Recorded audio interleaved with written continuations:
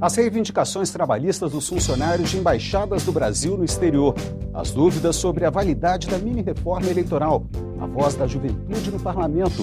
Conheça as propostas dos estudantes que foram senadores durante 4 dias. Veja agora no Jornal do Senado. Boa noite. A mini-reforma eleitoral que os senadores votaram nesta semana já está com a presidência da República. Mesmo se virar lei, ainda restam dúvidas sobre a validade das novas regras para as eleições do ano que vem. A mini-reforma eleitoral aprovada pelos senadores proíbe, durante as campanhas, pintar muros com números de candidatos, colocar placas e faixas em residências, utilizar bonecos e adesivar carros por inteiro. Além disso, despesas com alimentação não poderão ultrapassar 10% dos gastos totais da campanha e com transporte 20%. A contratação de cabos eleitorais será limitada, com números diferentes em cada estado. Para presidente da República, por exemplo, os candidatos poderão contratar uma pessoa para cada 1.000 eleitores do maior colégio eleitoral. O resultado dessa conta valerá para todos os municípios daquele estado. Os senadores retiraram um dispositivo. Ele permitiria que empresas concessionárias ou permissionárias de serviços públicos fizessem doações para as campanhas. O movimento de combate à corrupção eleitoral, que organizou a coleta de assinaturas para a lei do Ficha Limpa, elogia as mudanças, mas considera a mini-reforma tímida. Muito aquém do que a nossa sociedade precisa e quer. Nós queremos ver atacado o financiamento de campanha. A empresa não pode continuar financiando campanha, porque todo escândalo de corrupção, o que está por trás é o financiamento de campanha. Empresa não vota, empresa não tem que financiar ninguém. E empresa não doa, empresa faz investimento. O texto seguiu para a presidente Dilma. Se ela sancionar a mini-reforma, surge a dúvida. Será que as novas regras valerão para as eleições do ano que vem? O artigo 16 da Constituição diz que leis que alterem o processo eleitoral entram em vigor na data da publicação, mas só são aplicadas depois de 1 ano da vigência. O autor do projeto diz que não é o caso da mini-reforma. Vale para 2014 porque nós não estamos mudando regras de eleição, tá?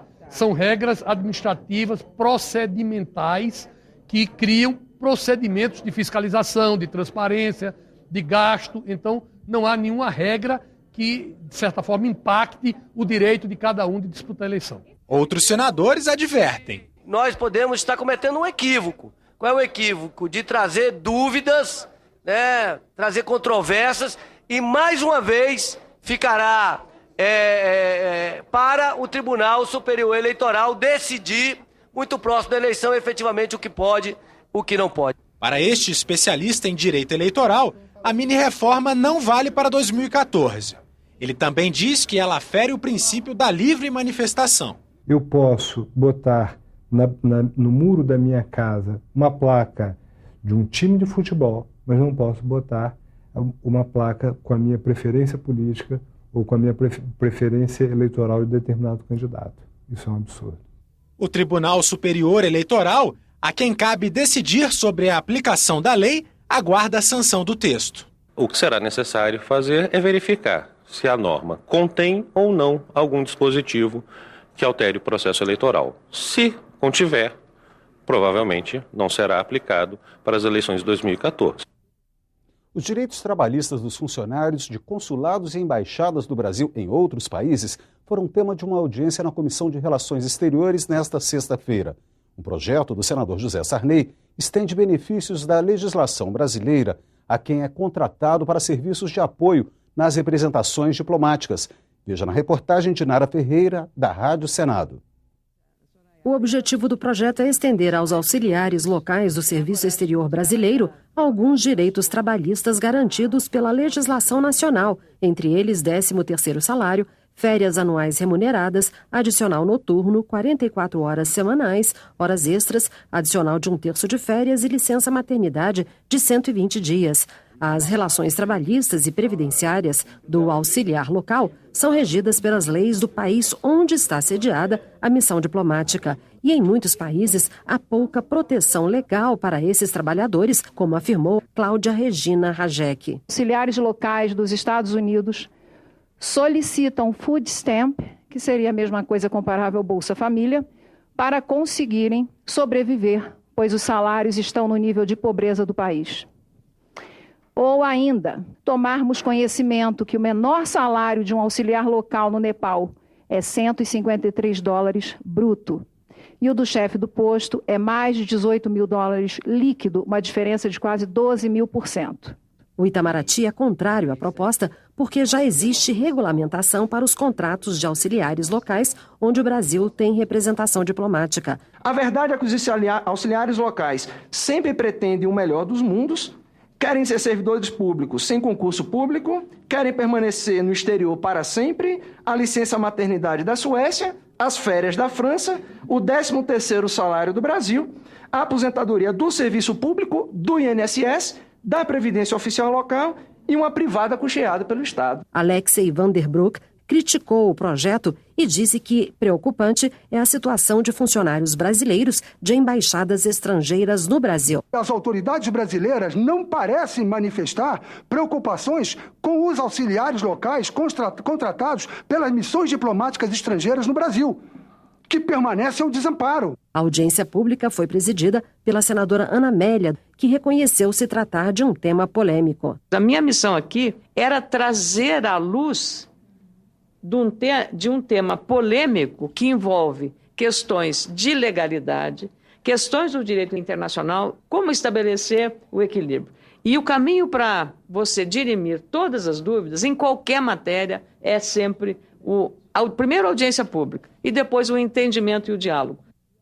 O projeto já foi aprovado na Comissão de Assuntos Sociais. Os 27 participantes do programa Senado Jovem encerraram um mandato de 4 dias que experimentaram a rotina parlamentar. Em Brasília, os estudantes, um de cada estado, debateram ideias no Senado e encaminharam 6 sugestões de projetos de lei. Eram de todos os cantos do Brasil e experimentaram o dia a dia de um senador. No plenário e nas comissões, debateram temas importantes: meio ambiente, direitos humanos, educação. Quantas escolas tem a Constituição disponível? A ideia do projeto é que tenha algo que possa acrescentar na grade curricular do ensino médio. Como parlamentares de verdade, foram recebidos pelo presidente do Senado, Renan Calheiros. Tiveram a chance de trocar ideias com senadores do mesmo estado e até participaram de uma solenidade na rampa do Congresso, a troca da bandeira. Através da minha escola e do meu esforço, eu estou aqui representando o meu estado.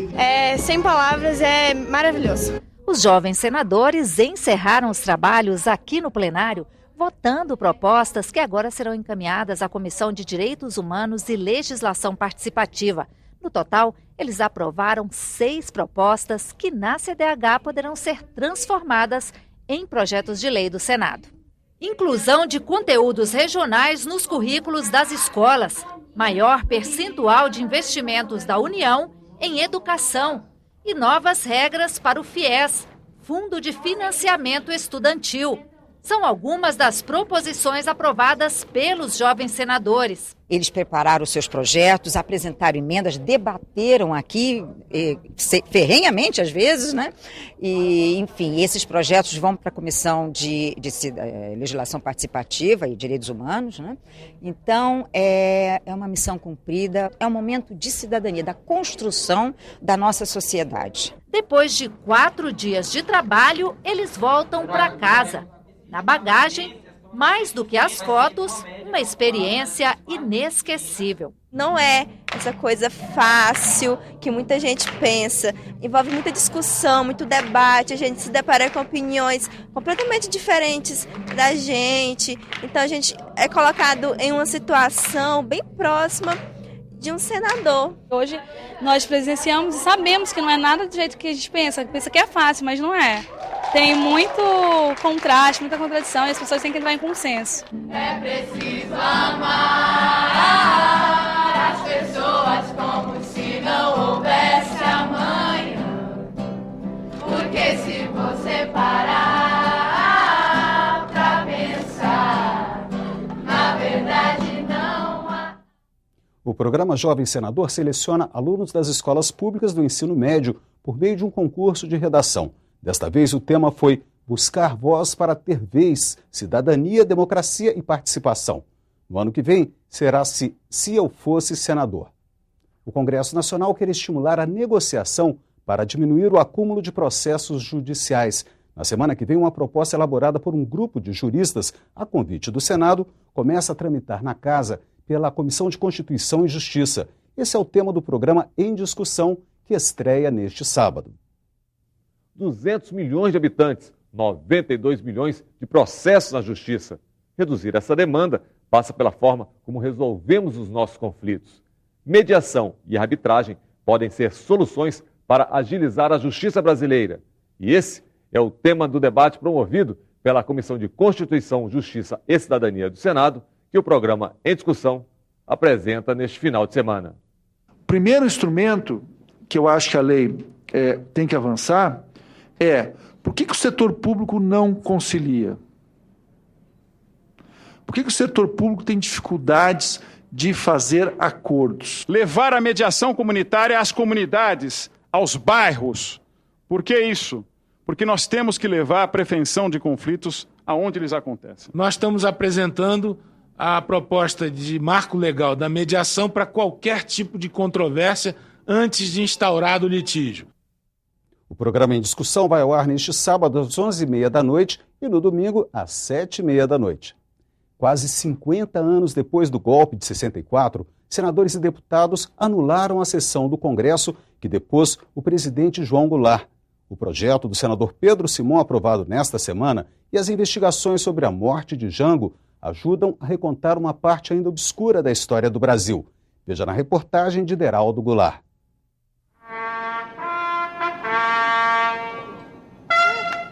A base aérea de Brasília, que recebeu os restos mortais de Jango com honras de chefe de Estado, foi a mesma de onde o ainda presidente saiu em 1964. O Jango, ele veio do Rio, né? Ficou aqui no avião da Varig. E aí fecharam o aeroporto. Jango decidiu ir para Porto Alegre. Não foi uma saída tranquila. Sentamos lá de colamos, foi embora para a torre. Mandou o avião regressar, aquele negócio todo, desligou, mudamos a rota e fomos embora. Porque achava que podia mandar avião para nós seguir, né? Ou para obrigar a baixar. O medo acompanhou o exílio do ex-presidente no Uruguai e na Argentina, onde acabou morrendo em 1976. Chamamos um médico, que foi esse médico o primeiro que encontraram para chamar, e aí existe essa polêmica de que ele teria dado um atestado do Jango de uma doença, que ele morreu de uma doença. Na época, não foi feita a autópsia do corpo, e desde então existe suspeita sobre a causa da morte. A dúvida aumentou depois da entrevista do ex-agente do Serviço Secreto uruguaio, Mário Neira Barreiro, para o documentário Jango em 3 atos da TV Senado. Conseguimos colocar um comprimido em aqueles remédios que eram importados, que vinham da França. A exumação foi decidida pela Comissão Nacional da Verdade a pedido da família. A exumação não é um fim de todo esse processo. Nós solicitamos ao Ministério Público Federal, que corre no Rio Grande do Sul, outros documentos, outras oitivas. Existem agentes americanos que estiveram envolvidos na Operação Condor e que não foram ouvidos ainda. A investigação sobre a causa da morte será feita por peritos da Polícia Federal e os exames serão enviados para laboratórios internacionais. O Congresso Nacional também trabalha no resgate da história política de Jango. O projeto de resolução aprovado anulou a sessão do dia 2 de abril de 1964, que considerou vaga a presidência da República. O senhor presidente da República deixou a sede do governo. Deixou a nação acéfala. Sob a nossa responsabilidade, a população do Brasil, o povo, a ordem. Assim sendo, declaro vaga a presidência da República. Foi a sessão de 1964 que marcou a subida dos militares ao poder. Essa atitude de uma casa democrática legitimou um golpe de Estado. Então, claro que para nós da família é um orgulho, tantos anos depois, ver que a história está sendo recontada e recomposta. Para os parlamentares, a presidência não poderia ser considerada vaga porque Jango ainda estava no Brasil. É a restauração da memória nacional. E por isso, para o Brasil, para a memória, para a história, para as gerações que virão, é um dia histórico. Neste domingo você tem a oportunidade de assistir ao documentário da TV Senado, que levantou a suspeita sobre a causa da morte do presidente João Goulart. Jango em 3 atos será exibido a partir das 8h15 da noite. Você pode rever as reportagens desta edição na página da TV Senado na internet. Boa noite e um ótimo fim de semana.